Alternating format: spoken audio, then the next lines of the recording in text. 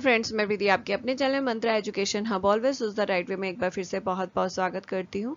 आज की क्लास के बारे में हम बात करने वाले हैं। सबसे पहले बात करते हैं एक्सटर्नल ईयर की। एक्सटर्नल ईयर को आउटर ईयर के नाम से भी जाना जाता है और आउटर ईयर का सबसे पहला पार्ट आता है वो है पिन्ना। पिन्ना को ऑरिकल या ईयर फ्लैप के नाम से भी जाना जाता है।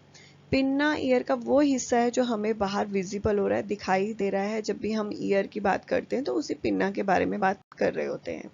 ये पिन्ना जो है इलास्टिक कार्टिलेज शीट से बना है, यानी इसके अंदर जो बोन है वो बहुत पतली है जिसे कार्टिलेज बोला जाता है और ये जो है इलास्टिक की तरह मूव हो जाता है, इसलिए इलास्टिक कार्टिलेज बोला जाता है।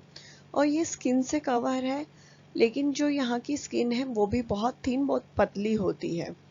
इसके अंदर बहुत सारे कर्व्स आते हैं, लूप्स आते हैं और ईयर का काम होता है इन्वायरमेंट में साउंड को रिसीव करना, कलेक्ट करना और उसे मिडल ईयर तक पहुंचाना। तो जो ये लूप है वो ईयर को इस तरीके से डिज़ाइन देते हैं ताकि वो इन्वायरमेंट में से जो साउंड वेव्स हैं उसे कलेक्ट करके मिडल ईयर तक पहुंचा सके।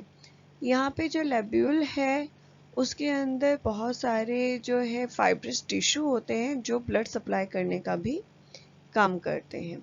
तो यहाँ पर आप देख सकते हैं पिन्ना के बहुत सारे पार्ट हैं, उनके भी नाम है। मेनली जो है हम उसके बारे में बात करेंगे जिसके बारे में क्वेश्चन जो है देखने को मिलता है कॉम्पिटिशन एग्जाम में।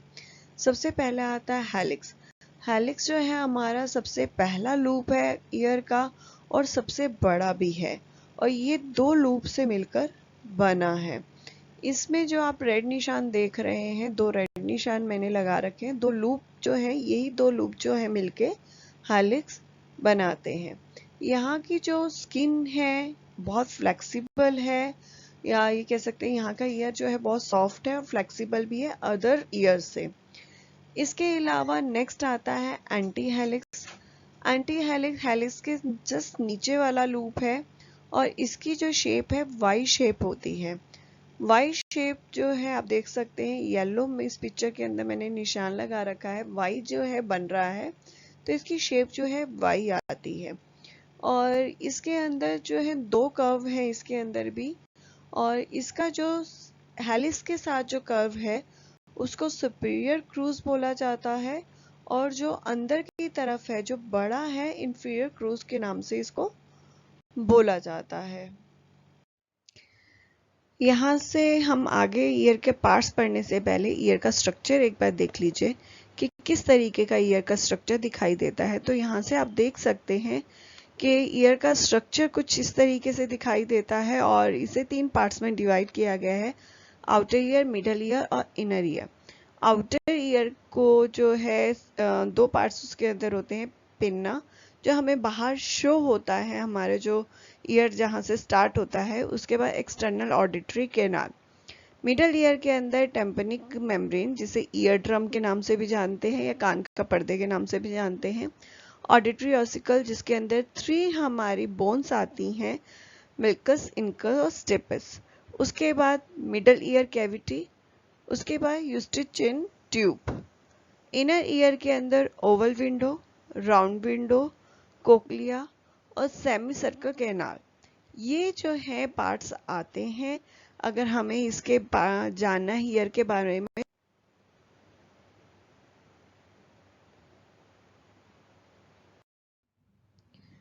नेक्स्ट लूप है जिसके बारे में हम बात करेंगे वो है लेब्यूल। इसे ईयर लॉब के नाम से भी जानते हैं। ये कान का सबसे नीचे ही वाला जो हिस्सा है उसको बोला जाता है, जिसमें हम पियर्सिंग भी करवाते हैं।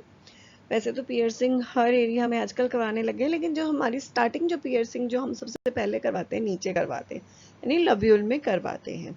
ये हिस्सा बहुत सॉफ्ट होता है और बैंड हो जाता है किसी भी हिस्से में, और इसमें बहुत ज़्यादा ब्लड सप्लाई जो है वो होता है।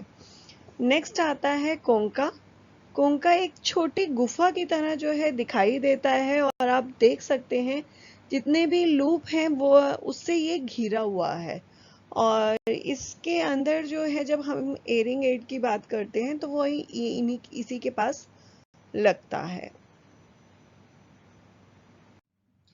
नेक्स्ट एक्सटर्नल ईयर का जो पार्ट आता है वो है एक्सटर्नल ऑडिटरी मीटर्स, जिसको एक्सटर्नल कॉस्टिक मीटर्स और ईयर कैनाल के नाम से भी जाना जाता है। ये जो कैनाल है वो कोंचा से स्टार्ट होकर ईयर ड्रम तक जो है जाती है। ये एस शेप की होती है और 2.5 सेंटीमीटर इसकी लेंथ होती है। इसे दो पार्ट में डिवाइड किया गया है, इलास्टिक कार्टिलेज पार्ट और इनर बोनी पार्ट। जो बोन होती है वो हमारी इनर बोनी पार्ट में होती है, वहां से स्टार्ट होती है, इसलिए इसको इनर बोनी पार्ट बोला गया है। और स्टार्टिंग को जो है इलास्टिक कार्टिलेज पार्ट बोला गया है। ये सबसे इनिशियल पार्ट है, यानी कैनाल का सबसे पहला पार्ट है, और ये जो है 1/3 होता है मीटर्स का, और ये 8 मिलीमीटर्स होता है अप्रॉक्स। और इसके जो स्किन होती है वो थिक होती है, और साथ ही यहाँ हेयर्स प्रेजेंट होते हैं जो बाहर इन्वायरमेंट से आने वाले जम्स को रोकते हैं, अंदर तक जाने नहीं देते हैं। इसके अलावा यहाँ पर जो है ग्लैंड होती हैं, जिसमें हमारा जो है वैक्स, आपको पता है वैक्स क्रिएट करती हैं ग्लैंड, और जिसको हम वैक्स को जो है सेरिमिनस के नाम से भी जानते हैं।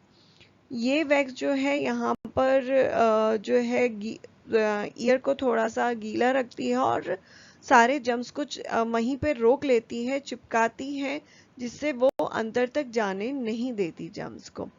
उसके बाद आते हैं इनर बोनी पार्ट।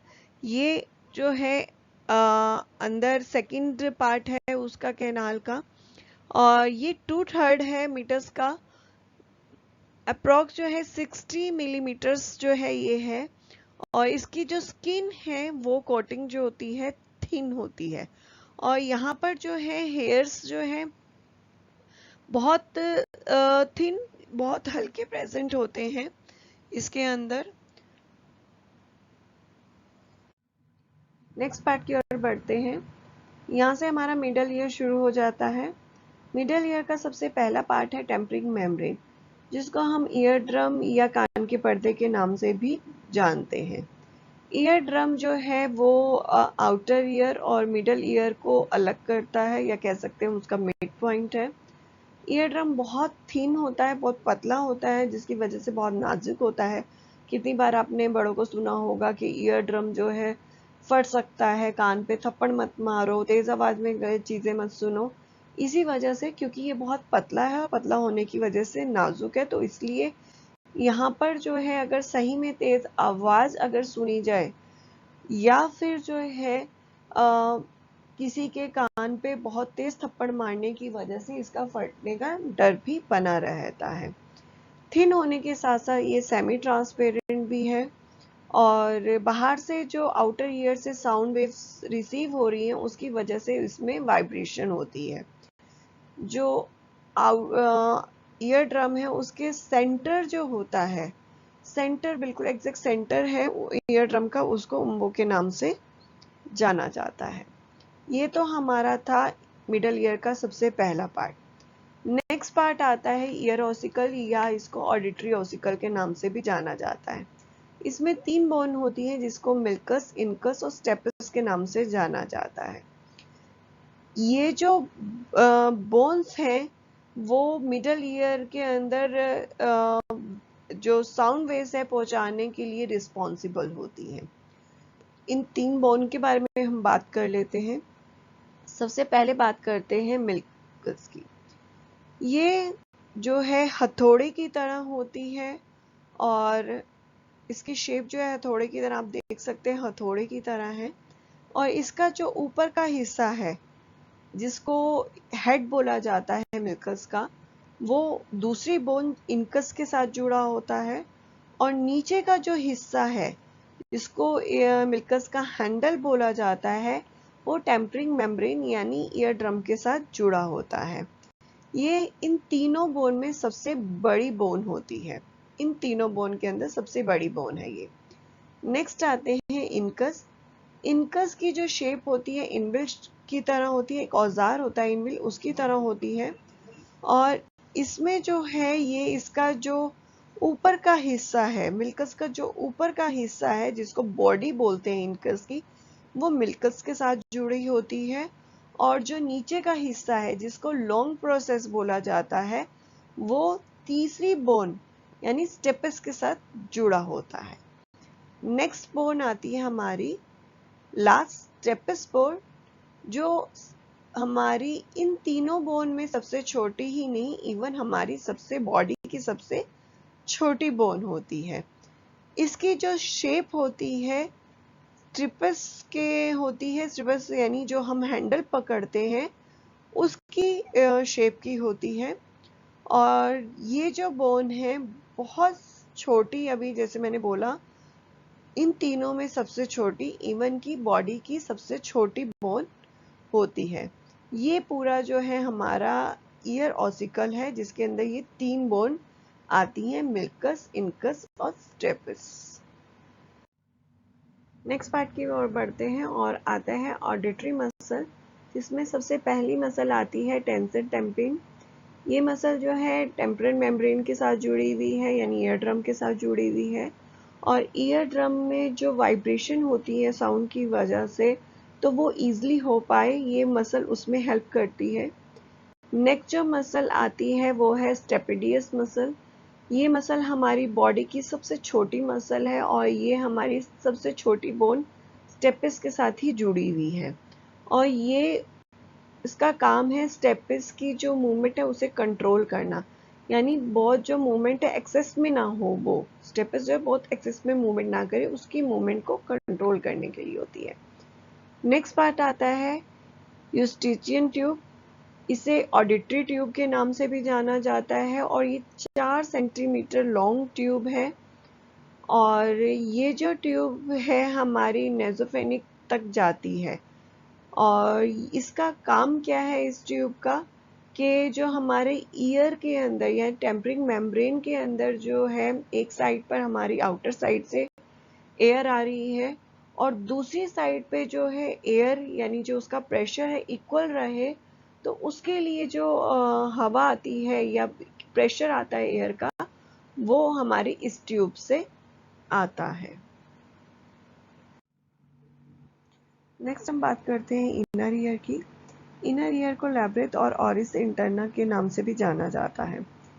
इनर ईयर ईयर का वो पार्ट है जो साउंड को ब्रेन तक पहुंचाने का काम करता है और साथ ही बॉडी में बैलेंस बनाने का काम करता है।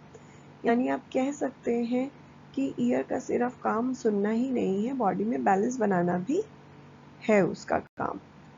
सबसे पहला जो हम इनर ईयर का पार्ट के बारे में डिस्कस करते हैं वो है cochlea. Cochlea generally inner ear का सबसे अंदर यानी ईयर का भी सबसे इंटरनल का पार्ट है, सबसे अंदर का पार्ट है। ये एक स्पाइरल ट्यूब है जो स्टिफ मेम्ब्रेन से ढकी है और इस मेम्ब्रेन के अंदर बहुत सारे जो है नर्व सेल है जिसको ईयर सेल, हेयर सेल या ईयर हेयर्स के नाम से भी जाना जाता है।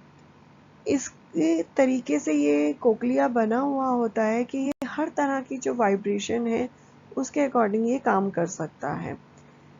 ये जो है जैसे नर्व सेल वाइब्रेट होते हैं, जैसी साउंड आती है आके जो है वाइब्रेशन जो होती है उससे नर्व सेल जो है वाइब्रेट होते हैं, उनकी फ्रीक्वेंसी को इलेक्ट्रिसिटी पल्स के अंदर कन्वर्ट करता है कोक्लिया और उसको पहुंचाता है ब्रेन तक। और यहाँ पर अगर ईयर के अंदर किसी तरीके की बहुत हाई पिच जो है वो अगर जाती है तो उससे जो नर्व्स हैं वो ब्रेक हो सकती हैं, टूट सकती हैं और ये बहुत बड़ा ईयर का लॉस होता है क्योंकि उसे ग्रो नहीं होती वो दोबारा से। तो ये सबसे बड़ी प्रॉब्लम है, अगर किसी तरीके की वजह से ब्रेक होते जाती हैं नर्व्स तो उसको कवर अप करना बहुत डिफ़िकल्ट या कह सकते हैं मुश्किल है। नेक्स्ट आता है इनर ईयर का पार्ट है ऑडिटरी नर्व्स। ऑडिटरी नर्व्स जो हैं जो कोक्लिया द्वारा उसको इलेक्ट्रिसिटी पल्स में बदला जा रहा है वाइब्रेशन को, तो उसको रिसीव करती हैं और रिसीव करके जो इंफॉर्मेशन होती है उसे ब्रेन तक पहुंचाने का काम ऑडिटरी नर्व्स द्वारा किया जाता है। नेक्स्ट आते हैं सेमी सर्कल कैनाल। ईयर के अंदर 3 सेमी सर्कल कैनाल होती हैं, आप पिक्चर में देख सकते हैं। सुपीरियर कैनाल, इंफीरियर कैनाल और हॉरिजेंटल कैनाल। ये जो है पूरी फ्लूइड से भरी हुई होती हैं और ये कोक्लिया से अटैच होती है, पर हेयरिंग में इनका इतना फंक्शन नहीं होता है जितना ये हमारे बॉडी में बैलेंस बनाने में बहुत हेल्प करती हैं। अभी तक हमने ईयर पार्ट के बारे में जो है पढ़ा है। अब हम हेयरिंग प्रोसेस देख लेते हैं कि ईयर के ये पार्ट्स किस तरीके से काम करते हैं हेयरिंग में। सबसे पहले हमारे जो इन्वायरमेंट में है साउंड्स आती हैं, पिना उसको रिसीव करके उसे वाइब्रेशन में कन्वर्ट करता है और ईयर कैनाल तक लेकर जाता है। ईयर कैनाल के थ्रू जो ये वाइब्रेशन है वो टेम्परिंग मेम्ब्रेन तक जाती है और उसे वाइब्रेट करती है, यानी ईयर ड्रम जो है वो वाइब्रेट होता है। उसकी जो है वाइब्रेशन जो है ऑसिकल तक जाती है, ऑसिकल तक जाती है और ये जो है ऑसिकल भी वाइब्रेट होता है, यानी जो हमारी ऑसिकल के अंदर 3 बोन्स आती हैं वो वाइब्रेट होती है। अब जो इसकी लास्ट बोन है स्टेपिस जो है वो उसको ओवल विंडो को हिट करती है। ओवल विंडो जो है जस्ट स्टेपिस के पीछे होती है, वो उसको हिट करती है। उसके हिट की वजह से जो कोक्लिया के अंदर फ्लूइड है वो भी जो है मूव करता है और उसके मूवमेंट से जो हमारा कोक्लिया है, कोक्लिया में जो डक्ट में जो हेयर सेल प्रेजेंट है वो भी मूव करते हैं और उनके मूवमेंट से जो कोक्लिया है उसे नर्व्स इम्पल्सेस में कन्वर्ट करता है या इन नर्व इम्पल्सेस जनरेट करता है। और ये जो है हमारी नर्व इम्पल्सेस जो है ब्रेन तक ले जाने का काम करती है वेस्टिबुलर कोक्लियस नर्व। तो ये हमारी ब्रेन तक जाती हैं ये इम्पल्सेस और ये ब्रेन के कौन से पार्ट तक जाती हैं? सेरेब्रम तक। सेरेब्रम तक ये जो है हमारी इम्पल्सेस जो हैं वो जाती हैं। तो इस तरीके से जो है हमारा ये हेयरिंग का प्रोसेस जो है काम करता है। पहले हमने बात करी ईयर के फंक्शन की हेयरिंग की, तो उसी को राइट डाउन किया हुआ है, आप देख सकते हैं। और ईयर का फंक्शन सिर्फ हेयरिंग ही नहीं होता, बॉडी के अंदर बैलेंस बनाना भी होता है। बहुत इंपॉर्टेंट है ये बैलेंसिंग में। यहाँ पर बैलेंसिंग जो है कौन बनाता है? स्ट्रिपेचेन ट्यूब और वेस्टिबुलर जो है बहुत इंपॉर्टेंट है बैलेंस बनाने के लिए। ये ही रिस्पॉन्सिबल कह सकते हैं कि होते हैं बैलेंस के लिए। अगर इनमें किसी तरीके की कोई प्रॉब्लम आती है तो पर्सन के अंदर बैलेंसिंग की प्रॉब्लम भी देखने को मिलती है। यहाँ पर जो स्ट्रिपेज चेन है वो एयर प्रेशर को मिडल ईयर तक लेकर जाती है और उसका प्रेशर मेंटेन करती है। यहाँ से हमारे पिन्ना की तरफ से भी एयर है और जो है पीछे की तरफ से स्ट्रिपेज जो है ट्यूब वहां से आता है। तो इससे क्या होता है, दोनों साइड हमारा इनर ईयर और मिडल ईयर के जो प्रेशर है वो इक्वल रहता है। और जो वेस्टिबुलर है और फ्लूइड जो है वो हमारा किसमें? सेमी सर्कल कैनाल्स में होता है और सेमी सर्कल जो कैनाल है राइट एंगल्स में होती हैं, तो जिसकी वजह से हमारा हेड हम किसी भी एंगल में मूव करते हैं तो वो हमारे बैलेंस बनाने में हेल्प करता है। वेस्टिबुलर के अंदर जो है सेल्स होते हैं, हमारे सेंसरी रिसेप्टर सेल्स होते हैं जो हमारे बॉडी को बैलेंस बनाने में काम करते हैं। ये सेंसरी रिसेप्टिव सेल जो है जैसे हमारा हेड मूव करता है उसी तरीके से वो जो है मूव हो जाते हैं, जिसकी वजह से हमारे बॉडी में बैलेंस मेंटेन होता है। आज की क्लास ख़त्म होती है। उम्मीद करती हूँ आज की क्लास आपको समझ में आई होगी। अगर किसी तरीके की क्वेरीज है या कोई प्रॉब्लम है तो वो आप कमेंट सेक्शन में लिख सकते हैं, मैं उसे कोशिश करूँगी दूर करने की जल्द से जल्द। और जाने से पहले अगर वीडियो पसंद आई है और समझ में आई है, एक लाइक और शेयर ज़रूर कर दीजिएगा। और अभी तक चैनल को सब्सक्राइब नहीं किया है तो ऐसी इन्फॉर्मेशन के लिए, अपडेट के लिए जल्दी से चैनल को सब्सक्राइब और बेल आइकन को दबाना बिल्कुल मत भूलिएगा, जिससे इस चैनल पे आने वाली वीडियो की नोटिफिकेशन आपको जल्दी से मिले। तो आज के लिए बस इतना ही। एक बार फिर से मिलूंगी एक नई वीडियो के साथ आपके सामने। नमस्कार।